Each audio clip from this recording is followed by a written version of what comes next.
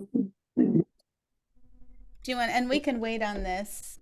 Well, no, this is fine. We're going to kick off the morning. Good morning, everyone. Welcome to One Heart, One Mind. And we're going to we're going to invite Julia and Ira to kick us off with a song. Yay. And we put words up on the screen so that you could join us. If you're singing, mute yourself, but do sing out full blast. Ready? This is the very first song I sang in front of people. I think I was 6 years old. Morning has broken like the first morning. Make sure you're muted. Blackbird has spoken like the first bird. Praise for the singing, praise for the morning, praise for them springing fresh from the word.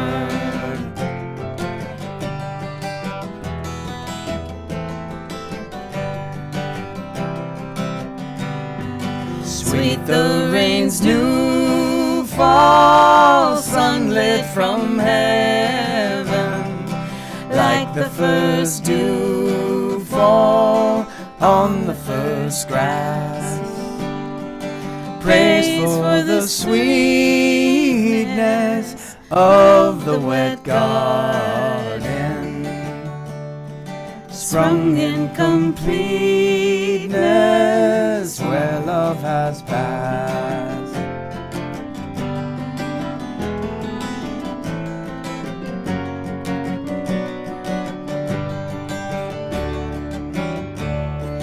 Mine is the sunlight, mine is the morning, born of the one light Eden saw play. Praise with elation, praise every morning, God's recreation of the new day.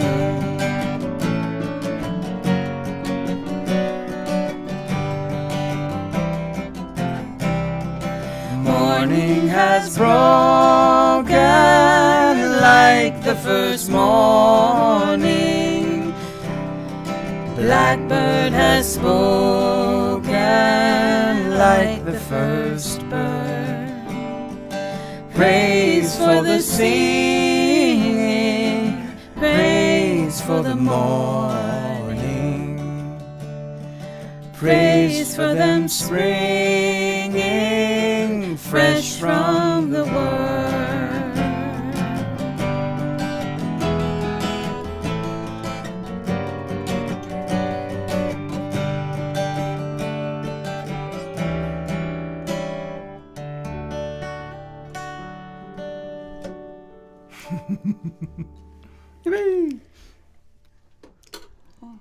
We missed the song that sings so well. We just missed the opening song. Well, thank goodness we did record that, so you can go back and listen later on. Uh-oh, I think you need to unmute. Yeah. Oh, you'd think I'd know by now, wouldn't you? I'm talking away. Good morning, all. That was beautiful. One of my very, very, very favorite songs in the Cat Stevens world. So I am going to invite Lisa, who is our practitioner of the day, to start us out with an invocation, and I bet she has some words of wisdom too. Happy New Year, everyone. I'm so glad you're all here. Yes. All right, Lisa. I'm sorry, I would have been here a few minutes sooner, but my computer was doing funny things. So anyway, morning has broken. And so let us pull together and center on that thought that every day brings new life. And Easter is a good time to celebrate that whole concept, and that life is an ongoing journey of death, and rebirth in all kinds of ways. And so let us center and know that there is one spirit, one brilliant and divine intellect that is love and is the essence of our life. And our life is God's life. Our mind is God's mind. And we are one with that spirit. And when we remember that, our life is able to go in a smoother way than when we ignore the essence of the divine that is ever present, ever working in our lives, ever moving us from one experience to another experience as we live God's life as physical beings. And so I know that I speak my word for each person who is here, knowing that we are blessed on this special occasion by the words of Reverend Michelle and also the music of the Levines and the presence of each and every person who is here with us, joined on this call, and all those who may listen later. And so I am ever so grateful for our opportunity to be together and to celebrate and to enjoy one another and connect in that oneness that is ours forever. And so I release my word into the law by saying, and so it is. And so in terms of little words for today, the theme that I had was awakened. And I have lots of different thoughts about that. And then I realized that Reverend Michelle is going to talk about the metaphysical meaning of Easter. And so I just began to think about how do I look at Easter? Basically, probably from that point of view. But in terms of that concept of awakening. And so I was just kind of looking at it, the story part of Jesus having had Palm Sunday, where he's praised and celebrated, and everyone is jumping up in the air with joy about him. And then you go through a week later, he has been betrayed and rejected and ridiculed and crucified. And it's like, what an awful story. And a lot of times I have my problems with Christianity because I feel like they leave it there. Whereas for me, Jesus's story is more about immortality and about how things go on. You don't stay with the awfulness of an experience, but to go on. And I remember as a child, I was absolutely terrified by those stories of crucifixion. And I just got so stuck with that.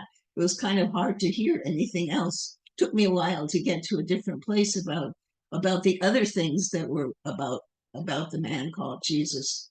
And so then I was thinking about how this really does echo things that happen in our own lives. And maybe it's not as gruesome as Jesus' experience, but I think that the extremeness of that was to point out that there are things that from our perspective are that gruesome. That in terms of as we're living our life, there are things that happen that wound us so greatly that sometimes it's hard to recover from it. And it's hard to remember the whole concept of that after the darkness, the sun always shines. Love always comes through if you allow it. And so anyway, I have been really trying to look at things from those perspectives lately, being challenged by certain things in my own life.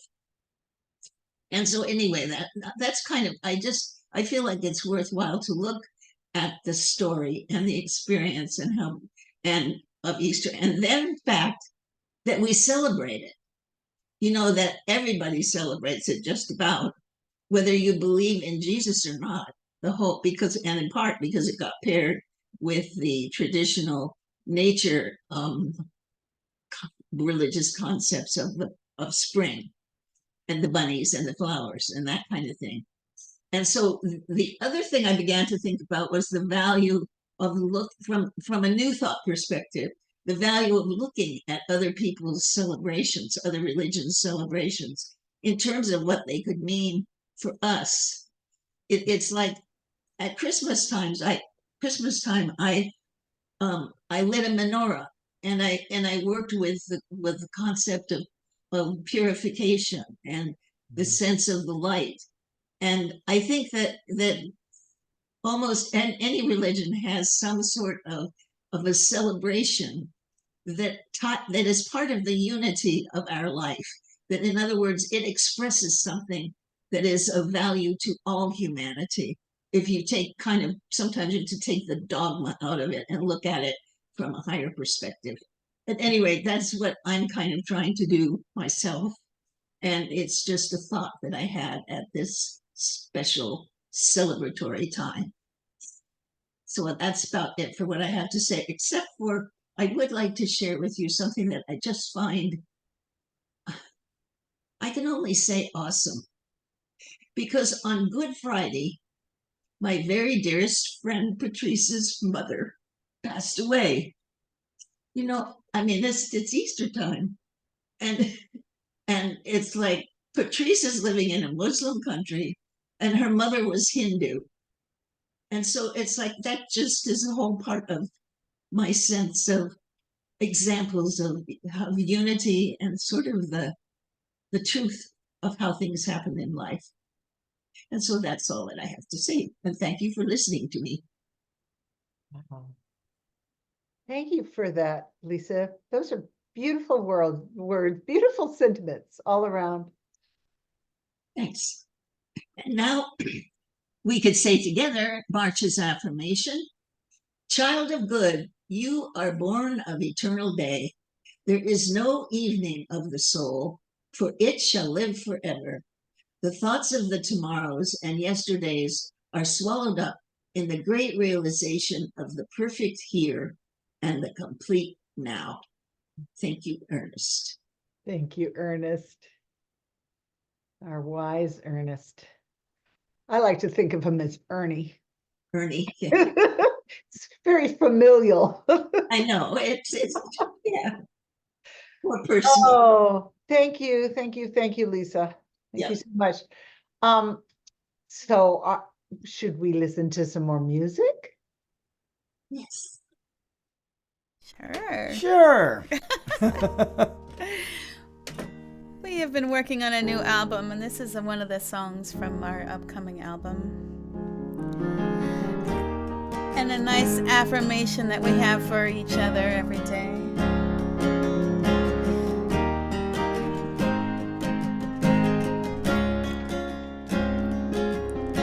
Spring has come again, coming like a friend. Flowers in its arms as an offering. Crying in the rain, laughing with the pain. Let it flow through and away from me. Winds are gonna blow, summer's gonna show. Everything we know is an opening. Every time I wake up, there's a new day ahead. Get the chance to live before I lay down my head. And when I'm wrestling with the weight of the world, I can't let it keep me down. I won't let it keep me down. Won't let it bring me down.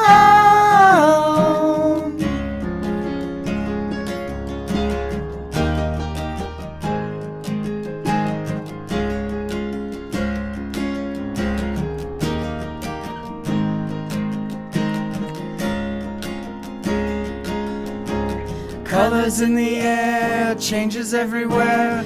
Embers in the ashes are glistening. There's no holding on, life is moving on. Offering a song that is lingering. Every time I wake up, there's a new day ahead. I get the chance to live before I lay down my head.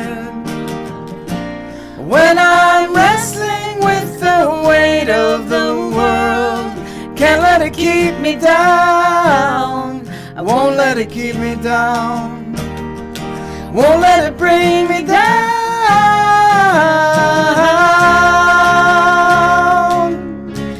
Finding what is still in the midst of the bitter chill. Morning is the mercy of welcoming. Everything we know is an opening.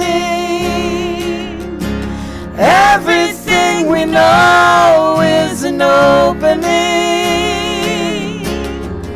Every time I wake up, there's a new day ahead. I get the chance to live before I lay down my head. When I'm wrestling with the weight of the world, can't let it keep me down.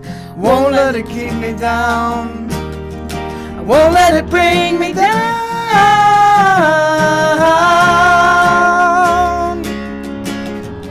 Every time I wake up, there's a new day. There's a new day ahead. Every time I wake up, there's a new day. There's a new day ahead. Every time I wake up, there's a new day. There's a new day ahead. Every time I wake up, there's a new day.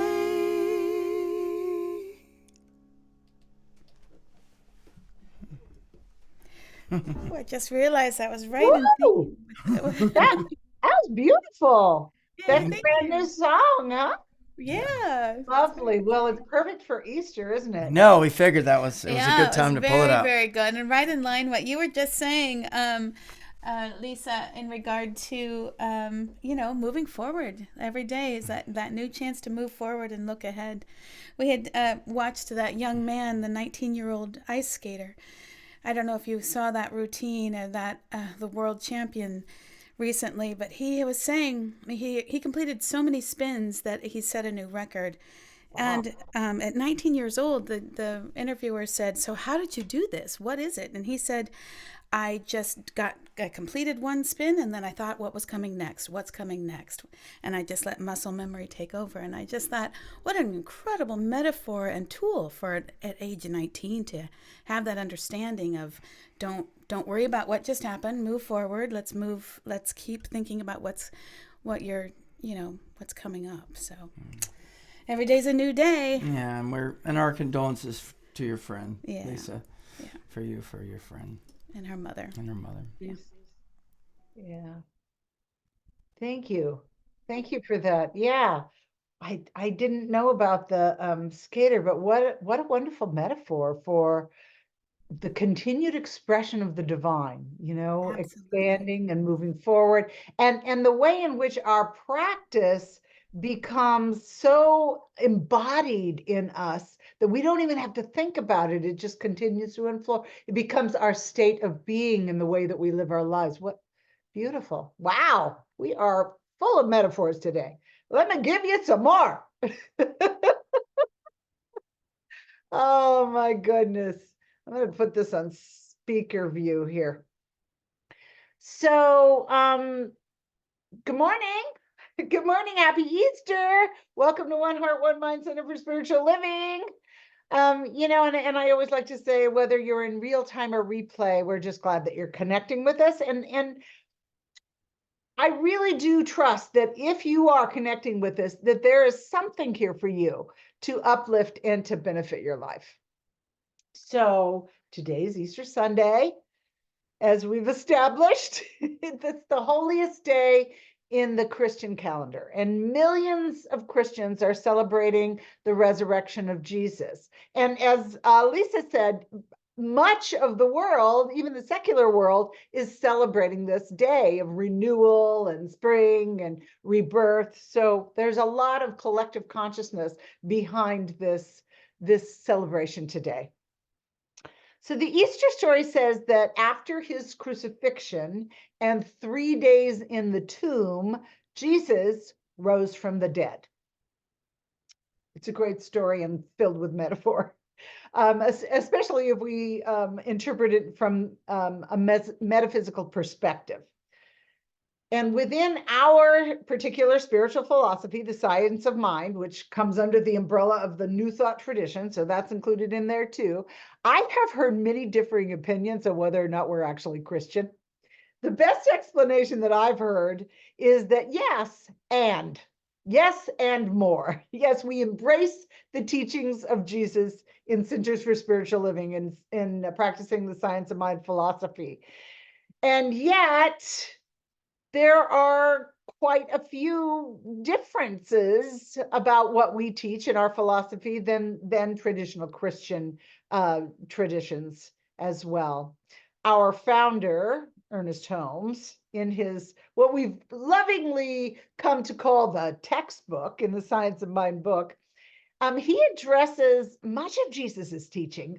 He has an entire chapter on the teachings of Jesus. So we're certainly Christian based, and we certainly follow the loving teachings of Jesus. But, and it's a big but, in the Centers for Spiritual Living, we view Jesus as the great example, not as the great exception, which is not in keeping with traditional Christianity. You know, we see all of creation as the only begotten sons and daughters of the one life, not just Jesus. And so our celebration of Easter isn't just about honoring Jesus's life and his resurrection, although we do honor his teachings. For us, Easter is an opportunity to look at ourselves and contemplate the divinity within us, to become aware and awake to our inborn God potential, and specifically to see ourselves as eternal beings, the eternal beings that we are, not just after our bodies die, not just after we pass away from this life, but right now. We're eternal beings in this very moment. And we can use Jesus's example, say that 10 times, as a way to traverse the experiences of being human. And the Easter story is jam-packed with examples of the way that Jesus lived his human life. And we can use these examples to elevate our own lives, how we live our own lives, which makes Easter an invitation to take Jesus's message of love and forgiveness and empowerment and use it in our own lives. Easter, or any spiritual story really, is nothing if it isn't applicable to us living our own human lives right now, today. So that's what I'm going to do, is look at it through that lens. By all accounts, Jesus lived a very authentic life. He seemed to know who he was. And by extension, he knew who everybody else was as well. Jesus was an example of what I've come to call exalted humility. It's a feeling, a state of being, if you will, that knows. It knows that I am one with a larger life. And because of that, I feel exalted. You know, I'm grounded and empowered by the experience of my own divinity. I feel that within me. My divinity is the divinity of God. And yet, my human self knows that of myself, I can't do anything. I'm exalted and I'm humbled in my oneness with the totality of God, with the one life. You know, and I'm awed by, and I celebrate the diversity of life and the presence and the power that I see within all of it.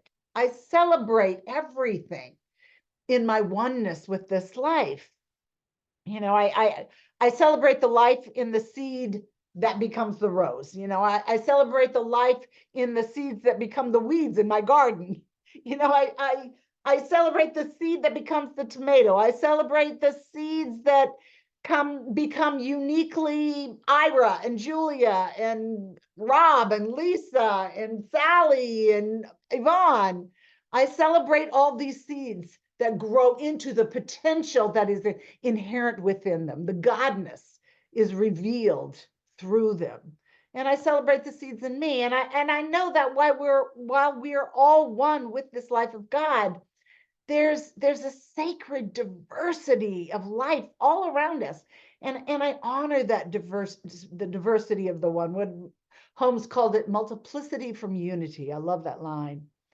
And while I'm always awakening to that new potential. It's sort of like the story of the ice skater, always awakening to new potential, to that larger life, always expanding, always growing. I'm humbled and I'm grateful for my place in that larger life, knowing that the larger life would not be complete without me, without you, without all of us. I think Jesus put it best when he said, the Father within me, he does the work. And then he went on and he said, believe me that I am in the Father and the Father is in me. It's that recognition of our unity. Jesus's teaching, they have that energy and the stability of this exalted humility that I've come to know.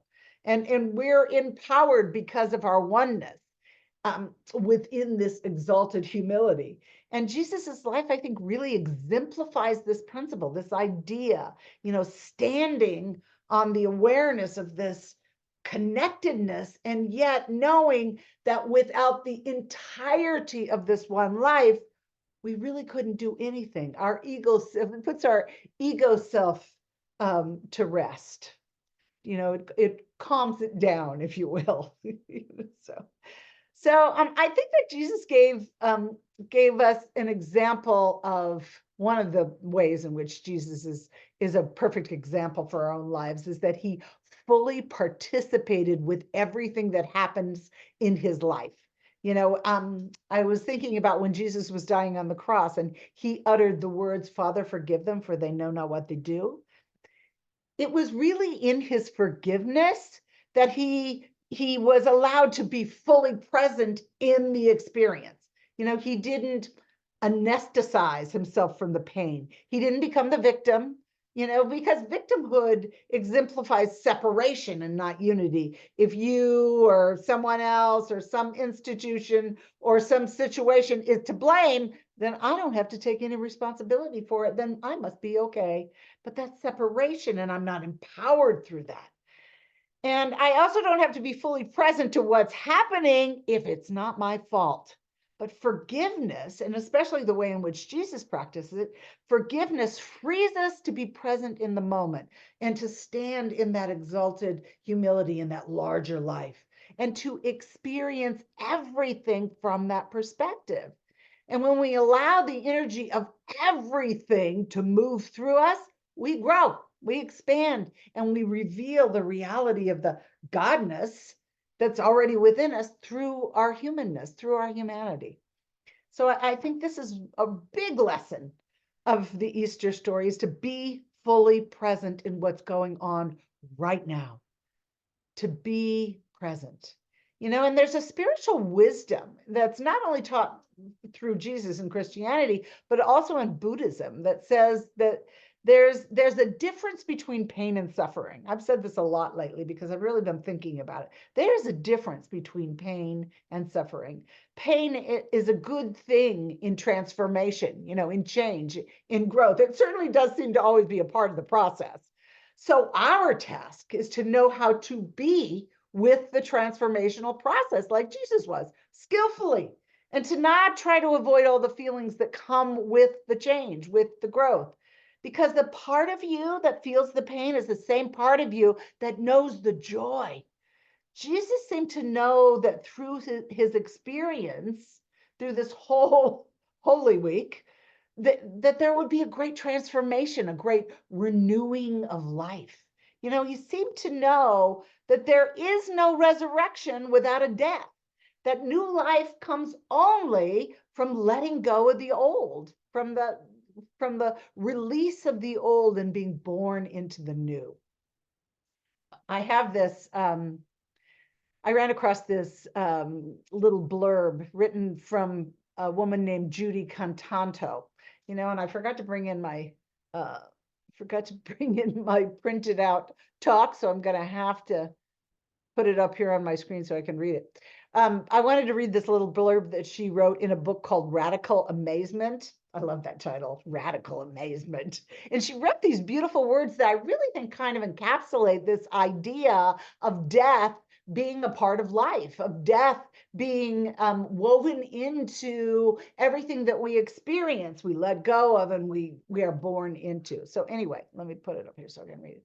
So she wrote this: death is woven into the fabric of the universe, an integral part of the mystery of life itself. It is, right? When we step back and we view the big picture, we know that death and life are inseparable. Both are linked to the creativity and release of spirit that moves life along, a letting go and opening up. What is not inevitable is being ruled by fear. The experience of fear will surely come, but it doesn't have to rule us, does not have to control our response or drain our power. And it will drain our power, won't it? When we embrace our freedom and live in a contemplative way that expands our consciousness, we can respond to fear in a way that allows us, like Jesus, to engage with all our deaths and dyings in a way that is radically amazing. Reminds me of exalted humility. And she goes on, in every moment of death, there is a release of the spirit. And in every movement of spirit, there is a resurrection and life. Wow. And isn't that true? And I think that's really kind of the embodiment of the Easter story, is that in every death there is a new life. In every pain there is an ease and a love. And I think again, Jesus beautifully demonstrated this when he was on the cross, and he was in pain, as the human was being crucified, and it was giving way to that greater dimension of his being, his oneness with God. And he said, forgive them, Father, for they know not what they do. In that moment, he allowed himself to be in the experience. He wasn't looking for a scapegoat, not thinking of himself as a victim. He just said, forgive them. Father, forgive them. He wasn't suffering because he wasn't resisting. And there it is, right? The message was resist not. We've been talking a lot about that lately in our classes and our services.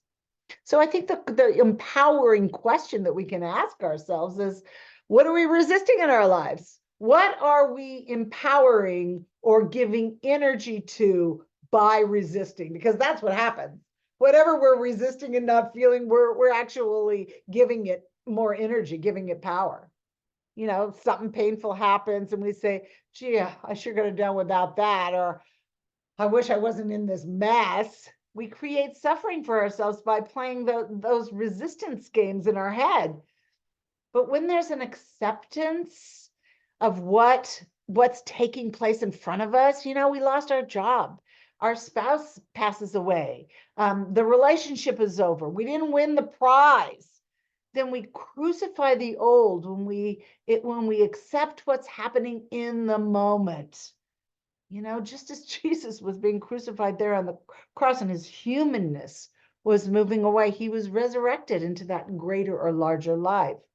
Then we're able to say what Jesus said. He had the two thieves on either side that were crucified with him. I read that they were a representation of the past and the present. I don't know if I really get that, but that's what I read.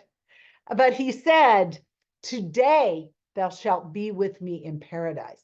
He was present. He wasn't suffering in that moment. He was moving through the crucifixion, knowing that there's always resurrection. As human beings, this idea of non-resistance, of leaning into the pain in difficult situations, it doesn't come easy, but it is a skill that we can consciously cultivate and practice. It's a process of learning to flow with life.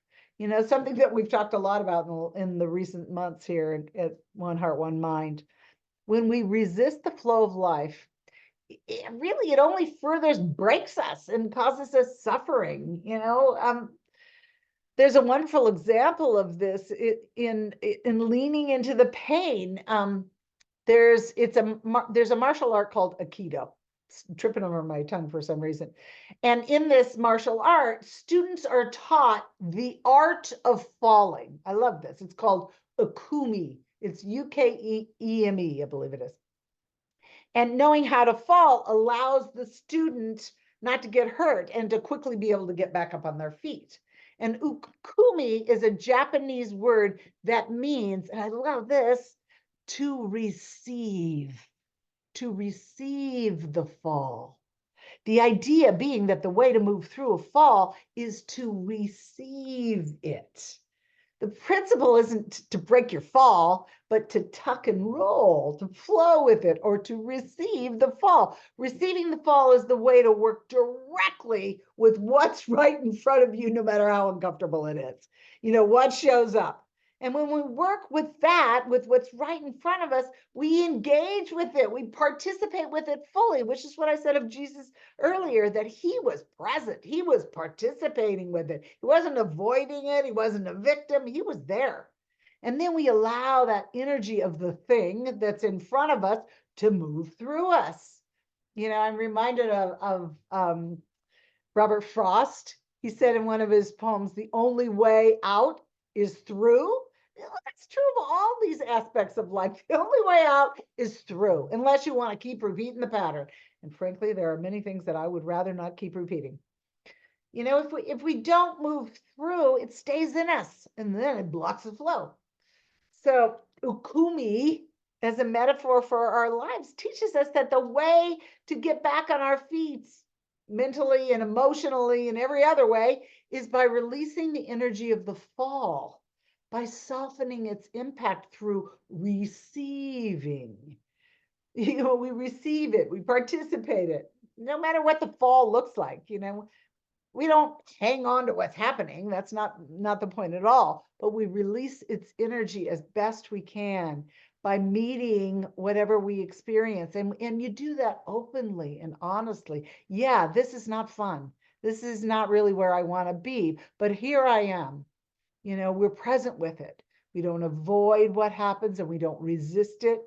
It's very authentic. It's a very, I was, what was I? Oh, I was talking about heart math not too long ago. We were doing our Tuesday evening class, and there was the ingredient of sincerity in all of their exercises. You do everything with great sincerity or great authenticity. You're grounded in who you are in God, and that softens the impact of our fall.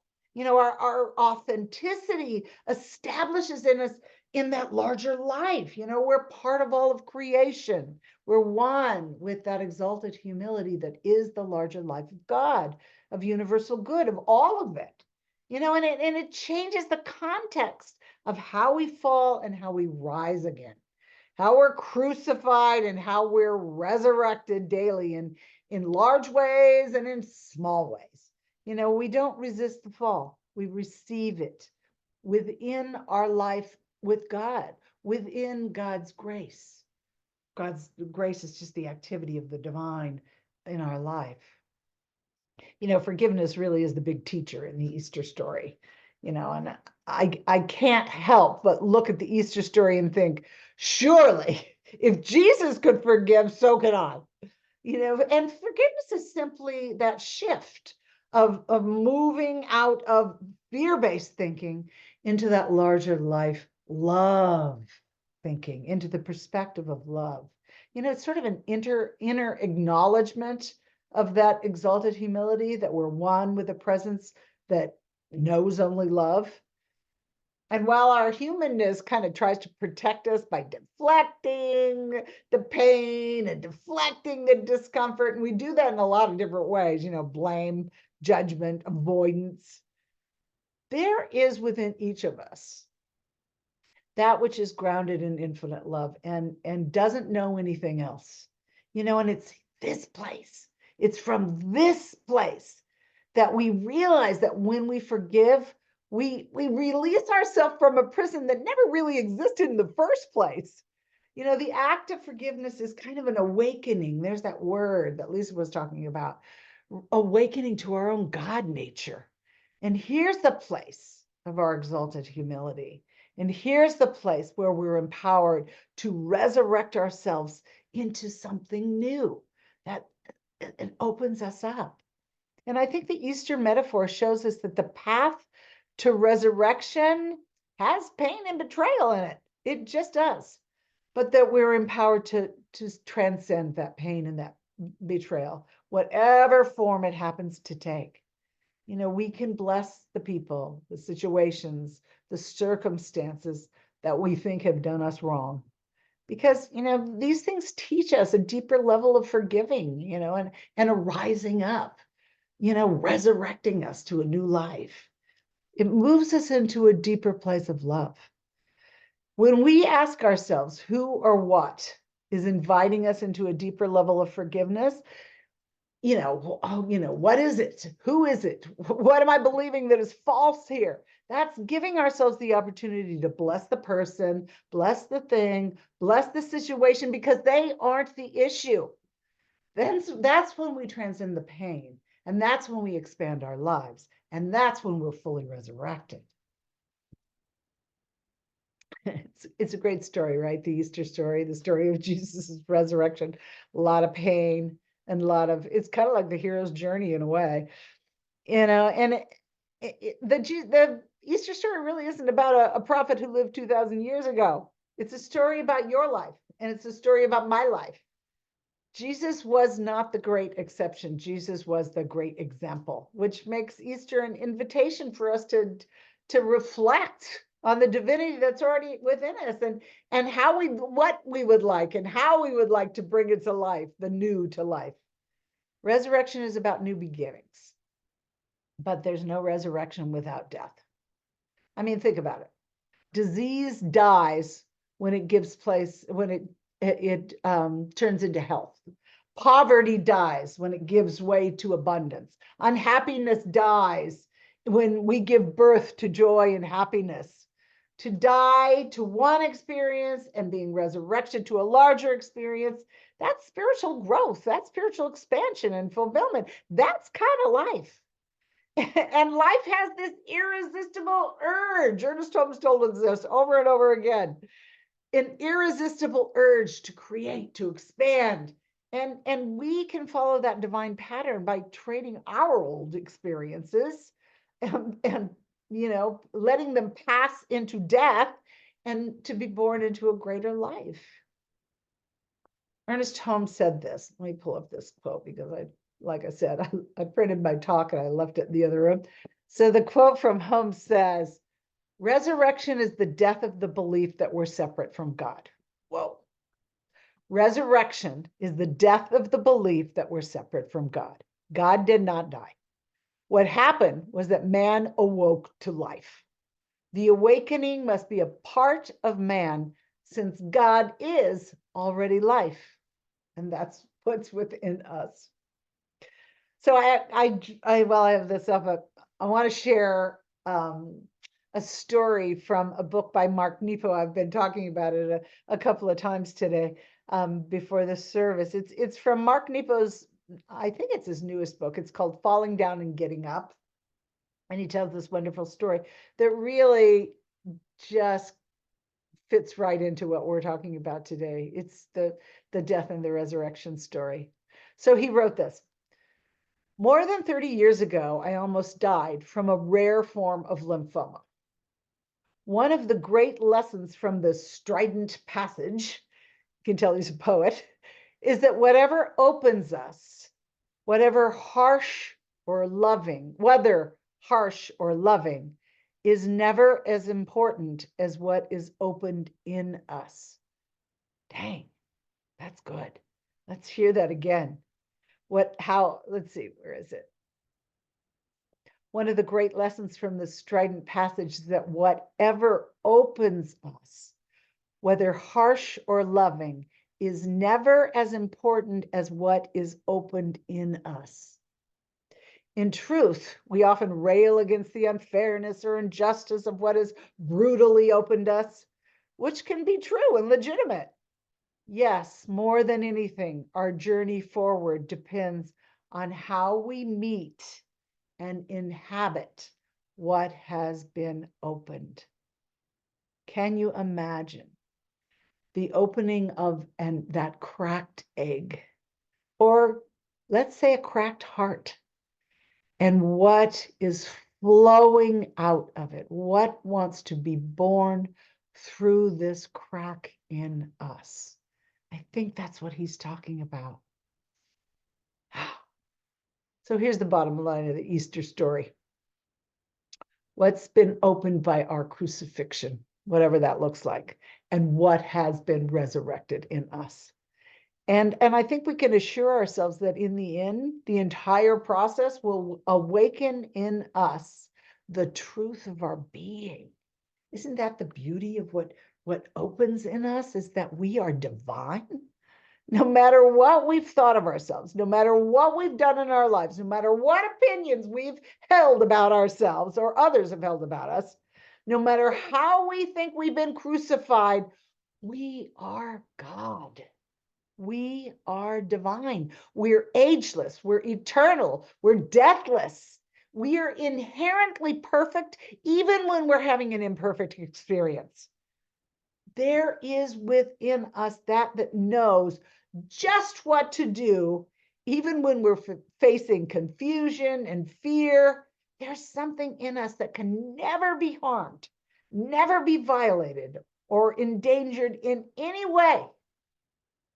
It's our Godness. We are God. That's who we are. Let's let that be resurrected. So I ran across this quote. I have no idea who said it, but I really like it. So I'm going to end with this. The day misspent, the love misplaced, has inside it the seed of redemption. Nothing is exempt from resurrection. Nothing is exempt from resurrection. So let's pray on that. I know that all there is God. I know that the infinite presence within each and every expression of God, the one life, is right where we are. We are God. I know that might seem blasphemous on Easter, but it is the truth. We can be nothing else.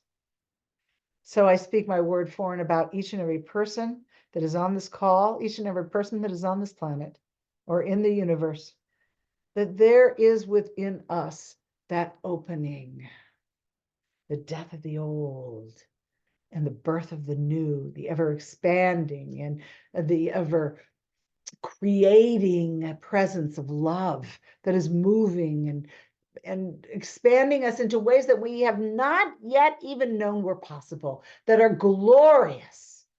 And that in the collective experience of humanity, we do this together because we are one life. There is peace. I most stridently, to use Nepo's word, hold the embodiment of peace for each of us individually and for our planet, for humanity, for all life on our planet. That there is peace and peace and peace and peace. I'm so grateful. All is well. And together we say, and so it is.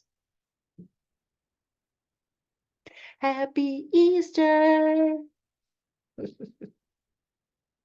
I go back to our gallery view. All right.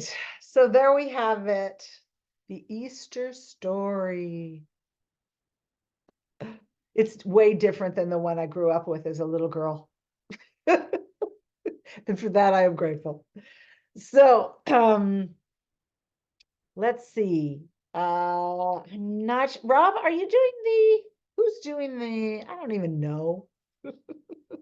I don't even know. I think it is me, Michelle, and I always Okay. forget this part. Yeah, me too. Yeah. That's, No, better we don't. yeah, we'll remember it now. How's that? Okay. Yeah, absolutely. All right, Absolutely. so In this, in, let me get go- up a little, here we go. Do, do, do. okay.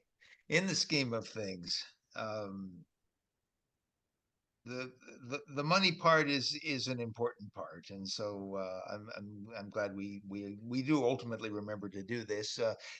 So if you are so inclined to contribute, now would be an great opportunity to do it. You can do it using the address on the screen, or you can do what most of us seem to do, which is utilize Venmo to send us your financial assistance. And so that is, and while we're there, we're going to move on to our affirmation of giving, which states everything flows from the nature of God's good. We receive from this flow, we give from this flow. We give in gratitude and in love. We have faith in the infinite giving nature of spirit, and so it is. Yeah.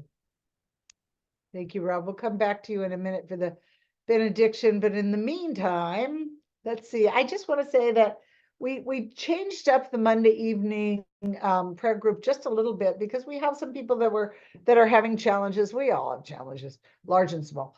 But we did a little bit more active prayer and a little less silent meditation, which I think worked well. So we'll probably continue to do that for a minute. I don't know how long, but for now, because everybody seemed to appreciate the prayer. So we'll be doing that. I believe not this coming week, but the following week. I believe on the 3rd, Relaine will be doing her Wednesday morning prayer group that is at 10 o'clock. I'm quite sure it's on April 3rd. That is this week? That is this week. Oh my gosh, it's April already. Tomorrow is the 1st. So I'll have to come up with some good April Fool's stuff for the people you love. So yeah, on this Wednesday, then Relaine will be facilitating the prayer group. Tuesday evening, we're going to go back to watch some more of those short little heart math clips, which were really interesting. I think we watched 4 of them. They're short. The first one was 5 minutes. The next one was 9. Anyway, interesting stuff. So we'll talk more about, or we'll learn more about the intuition and the wisdom of our heart on Tuesday. And that's all I can think of right now. Don't forget about unexpected income. Watch for it, give from it, get more. Okay. All right. I guess that's about it. Then I'm going to go to Rob for the benediction, and then Ira and Julia will do some more music for us. All right. And I feel like saying good service, good service. Hey, I'm grateful for that. I am grateful for this. It's always good to get together. It's always good to see everybody. It's always good to hear the messages, because we got a really, really great senior minister. We have an excellent senior minister, and I'm so happy that we do. And I am so grateful for that fact. I am so grateful that she brings joy to her life that is obvious. And this is the greatest teaching, I believe, every single day. Shows how to bring joy to life, because you can have it all the time. And Michelle is living proof that is true. I am grateful for Lisa's message and the sincerity with which she brings it. And I am grateful for Lisa's top, because it is great too. And I am grateful for Ira's awesome chord progressions, and I'm grateful for Julia's harmony, and I'm grateful for the message in general of Easter, that it shows that renewal is always possible. It's always there for us each and every time, in each and every situation. Thank you, God, for the goodness that we behold right here, right now. I am giving my thanks, and I am letting this go to the universe. I release my word, and if anybody feels like it, together we say, and so it is. And so it is. Thank you, Rob. Oh, that was powerful. Woohoo! All right. Ira and Julia are on. Woohoo! That was a wonderful benediction. And a lovely sermon. Here's to getting through. Give me love, give me love, give me peace on earth, give me light, give me life, keep me free from birth, give me hope, help me cope with this heavy load, trying to touch and reach you with heart and soul.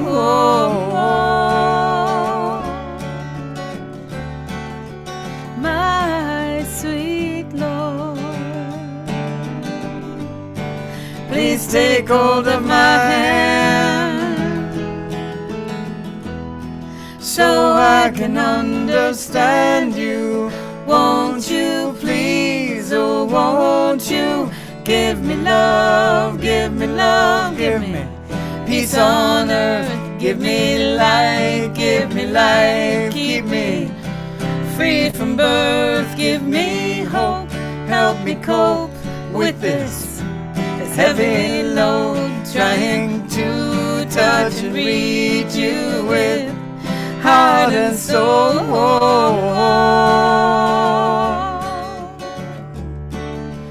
My sweet Lord, oh please take hold of my hand so I can understand you. Won't you please, oh won't you give me love, give me love, give me peace on earth, give me light, give me life, keep me, oh keep me free from birth, give me hope, help me cope with this heavy load, trying to touch and reach you with heart and soul.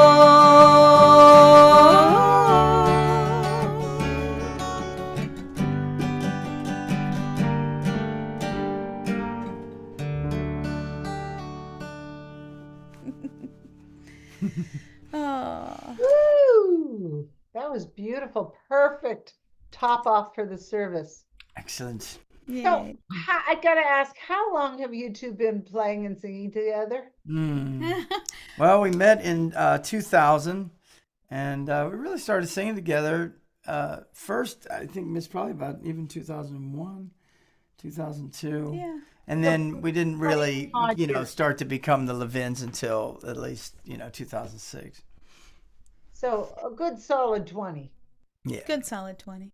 Yeah, we've been Now, married. because I was 21. listening to you and I was thinking they just seem to anticipate what the other person is going to do. Your harmonies are so beautifully interwoven that it's just so fluid. It's just beautiful. Oh, Thank thank you. Really enjoying it. Thank you. Just so grateful. Thank you.